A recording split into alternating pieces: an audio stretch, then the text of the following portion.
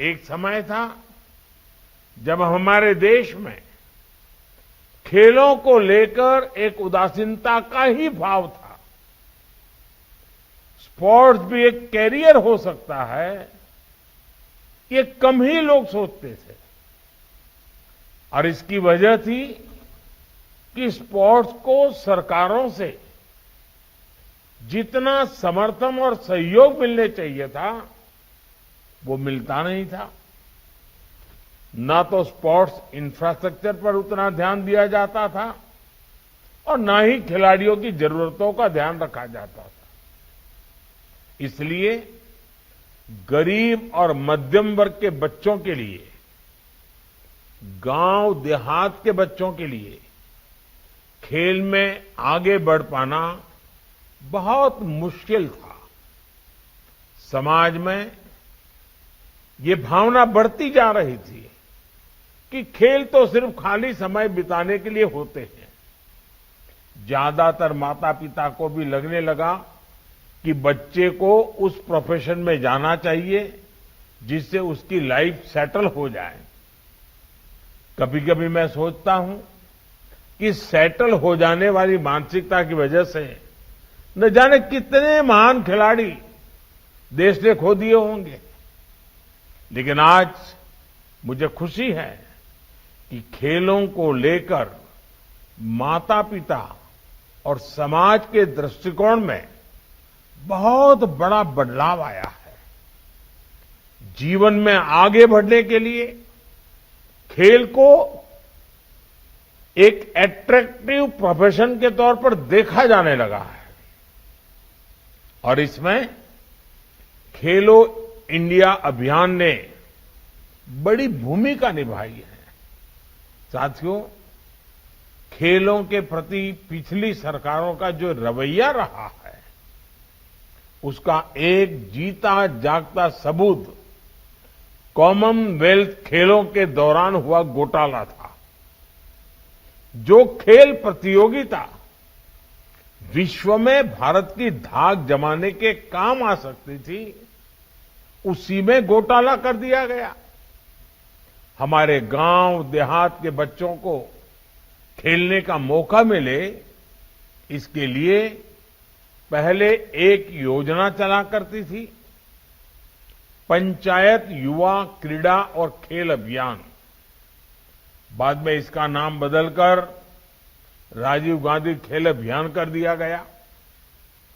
इस अभियान में भी फोकस सिर्फ नाम बदलने पर था। देश में स्पोर्ट्स इंफ्रास्ट्रक्चर विकसित करने पर इतना जोर नहीं दिखाया गया। पहले गांव हो या शहर, हर खिलाड़ी के सामने सबसे बड़ी चुनौती थी कि उसे स्पोर्ट्स की प्रैक्टिस के लिए घर से बहुत दूर जाना पड़ता था। इसमें खिलाड़ियों का बहुत समय निकल जाता था। कई बार दूसरे शहरों में जाकर रहना पड़ता था। बहुत से युवा तो इस वजह से अपना पेंशन तक अपना यानी इस प्रकार का जो उनका जो पैशन था, उनको करने का जो मूड था, उसको भी छोड़ने के लिए मजबूर हो जाते थे। हमारी सरकार आज खिलाड़ियों की इस दशकों पुरानी चुनौती का भी समाधान कर रही है। अर्बन स्पोर्ट्स इंफ्रास्ट्रक्चर के लिए जो योजना थी, उसमें भी पहले की सरकार ने 6 साल में सिर्फ 300 करोड़ रुपए खर्च किए, जबकि खेलो इंडिया अभियान के तहत हमारी सरकार स्पोर्ट्स इंफ्रास्ट्रक्चर पर करीब करीब 3000 करोड़ रुपए खर्च कर चुकी है। बढ़ते हुए स्पोर्ट्स इंफ्रा की वजह से अब ज्यादा खिलाड़ियों के लिए खेल से जुड़ना आसान हो गया है। मुझे संतोष है कि अब तक खेलो इंडिया गेम्स में 30,000 से अधिक एथलीट्स हिस्सा ले चुके हैं। इसमें भी 1,500 खेलो इंडिया एथलीट्स की पहचान करके उन्हें आर्थिक मदद भी दी जा रही है। इन्हें आधुनिक स्पोर्ट्स एकेडमीज में टॉप क्लास ट्रेनिंग भी दी जा रही है। 9 वर्ष पहले की तुलना में इस वर्ष का केंद्रीय खेल बजट भी 3 गुना बढ़ाया गया है। आज गांवों के पास भी आधुनिक स्पोर्ट्स इंफ्रास्ट्रक्चर विकसित हो रहा है। देश के दूर सुदूर में भी अब बेहतर मैदान, आधुनिक स्टेडियम, आधुनिक ट्रेनिंग फैसिलिटीज बनाई जा रही है। यूपी में भी स्पोर्ट्स प्रोजेक्ट पर हजारों करोड़ रुपए खर्च किए जा रहे हैं। लखनऊ में जो पहले से सुविधाएं थी, उनका विस्तार किया गया है। आज वाराणसी में सीगरा स्टेडियम आधुनिक अवतार में सामने आ रहा है। यहां पर लगभग 400 करोड़ रुपए खर्च करके युवाओं के लिए आधुनिक सुविधाओं का निर्माण किया जा रहा है। खेलो इंडिया प्रोग्राम के तहत ही लालपुर में सिंथेटिक हॉकी मैदान, गोरखपुर के वीर बहादुर सिंह स्पोर्ट्स कॉलेज में मल्टीपर्पज हॉल, मेरठ में सिंथेटिक हॉकी मैदान और सहारनपुर में सिंथेटिक रनिंग ट्रैक के लिए भी मदद दी गई है। आने वाले समय में खेलो इंडिया प्रोग्राम के तहत ऐसी ही सुविधाओं का और विस्तार किया जाएगा। साथियों, हमने इस बात पर भी फोकस किया है कि खिलाड़ियों को ज्यादा से ज्यादा प्रतियोगिताओं में हिस्सा लेने का अवसर मिले। जितना ज्यादा खिलाड़ी स्पोर्ट्स कॉम्पिटिशन्स में हिस्सा लेते हैं, उतना ही उनका लाभ होता है, उनका टैलेंट निखरता है। उन्हें ये भी पता चलता है कि हम कितने पानी में हैं, हमें अपना खेल और कहां सुधारना है, हमारी कमियां क्या है, गलतियां क्या है, चुनौतियां क्या है। कुछ साल पहले खेलो इंडिया स्कूल गेम्स की शुरुआत के पीछे एक बड़ी वजह ये भी थी। आज इसका विस्तार खेलो इंडिया यूनिवर्सिटी गेम्स और खेलो इंडिया विंटर गेम्स तक हो चुका है। देश के हजारों खिलाड़ी इस प्रोग्राम के तहत स्पर्धा कर रहे हैं और अपनी प्रतिभा के बल पर आगे बढ़ रहे हैं। और मुझे तो खुशी है, भारतीय जनता पार्टी के अनेक सांसद खेल प्रतियोगिता चलाते हैं। उसमें हजारों की तादाद में एक एक संसदीय क्षेत्र में नौजवान बेटे बेटियां खेलकूद में हिस्सा लेती है। आज देश को इसके सुखद परिणाम भी मिल रहे हैं। बीते वर्षों में कई अंतर्राष्ट्रीय प्रतियोगिताओं में हमारे खिलाड़ियों ने श्रेष्ठ प्रदर्शन किया है। ये दिखाता है कि भारत के युवा, हमारे खिलाड़ियों का आत्मविश्वास आज कितना बुलंद है। साथियों, खेल से जुड़ी स्किल हो या फिर खिलाड़ियों को सर्वश्रेष्ठ बनाने के लिए दूसरी विधाएं हो, सरकार कदम कदम पर खिलाड़ियों के साथ खड़ी है। हमारी राष्ट्रीय शिक्षा नीति में स्पोर्ट्स को एक विषय के रूप में पढ़ाया जाना प्रस्तावित है। स्पोर्ट्स अब पाठ्यक्रम का हिस्सा होने जा रहा है। देश की पहली राष्ट्रीय खेल यूनिवर्सिटी के निर्माण से इसमें और मदद मिलेगी। अब राज्यों में भी स्पोर्ट्स स्पेशलाइज्ड हायर एजुकेशन के लिए प्रयास किए जा रहे हैं। इसमें उत्तर प्रदेश बहुत प्रशंसनीय काम कर रहा है। मेरठ में मेजर ध्यानचंद खेल विश्वविद्यालय का उदाहरण हमारे सामने है। इसके अलावा आज देश भर में 1000 खेलो इंडिया सेंटर्स की भी स्थापना की जा रही है। करीब 2 दर्जन नेशनल सेंटर्स ऑफ एक्सीलेंसी भी खोले गए हैं। इन सेंटर्स पर प्रदर्शन को सुधारने के लिए ट्रेनिंग और स्पोर्ट्स साइंस, स्पोर्ट्स यानी उसके लिए भी सपोर्ट दिया जा रहा है।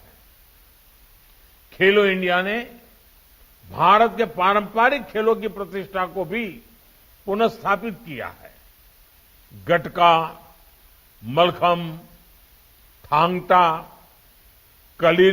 कलीरपट्टू और योगासन जैसी विभिन्न विधाओं को प्रोत्साहित करने के लिए भी हमारी सरकार स्कॉलरशिप दे रही है। साथियों, खेलो इंडिया प्रोग्राम से एक और उत्साहजनक परिणाम हमारी बेटियों की भागीदारी को लेकर आया है। देश के अनेक शहरों में खेलो इंडिया विमेंस लीग का आयोजन चल रहा है। मुझे बताया गया है कि इसमें अभी तक अलग अलग आयु वर्ग की लगभग 23,000 महिला एथलीट्स हिस्सा ले चुकी हैं। खेलो इंडिया यूनिवर्सिटी गेम्स में भी बड़ी संख्या में महिला एथलीट्स की भागीदारी है। मैं इन खेलों में हिस्सा ले रही बेटियों को विशेष तौर पर अपनी शुभकामनाएं देता हूं। साथियों, आप सभी युवा साथियों ने एक ऐसे समय में खेल के मैदान में कदम रखा है जो निश्चित रूप से भारत का कालखंड है। आपकी प्रतिभा, आपकी प्रगति में भारत की प्रगति निहित है। आप ही भविष्य के चैंपियन हैं। तिरंगे की शान को बढ़ाने की जिम्मेदारी आप सभी पर है। इसलिए कुछ बातें हमें जरूर याद रखनी चाहिए। हम अक्सर खेल भावना, टीम स्पिरिट की बात करते हैं। एक खेल भावना आखिर है क्या? क्या ये सिर्फ हार जीत को स्वीकार करने तक सीमित है? क्या ये सिर्फ टीम वर्क तक ही सीमित है? खेल भावना के मायने इससे भी विस्तृत है, व्यापक है। खेल निहित स्वार्थ से ऊपर उठकर सामूहिक सफलता की प्रेरणा देता है। खेल हमें मर्यादा का पालन कराना सिखाता है, नियमों से चलना सिखाता है। मैदान में बहुत बार परिस्थितियां आपके विरुद्ध हो सकती हैं। संभव है कि कई बार निर्णय भी आपके विरुद्ध हो, लेकिन खिलाड़ी अपना धैर्य नहीं छोड़ता, नियमों के प्रति हमेशा प्रतिबद्ध रहता है। नियम, कानूनी मर्यादा में रहते हुए कैसे धैर्य के साथ अपने प्रतिद्वंदी से पार पाया जाए, यही एक खिलाड़ी की पहचान होती है। एक विजेता तभी महान खिलाड़ी बनता है जब वो हमेशा खेल भावना का, मर्यादा का पालन करता है। एक विजेता तभी महान खिलाड़ी बनता है जब उसके हर आचरण से समाज प्रेरणा लेता है। इसलिए आप सभी युवा साथियों को अपने खेल में इन बातों का ध्यान जरूर रखना चाहिए। मुझे विश्वास है आप इन यूनिवर्सिटी गेम्स में खेलेंगे भी और खिलेंगे भी। एक बार फिर आप सभी को बहुत बहुत शुभकामनाएं।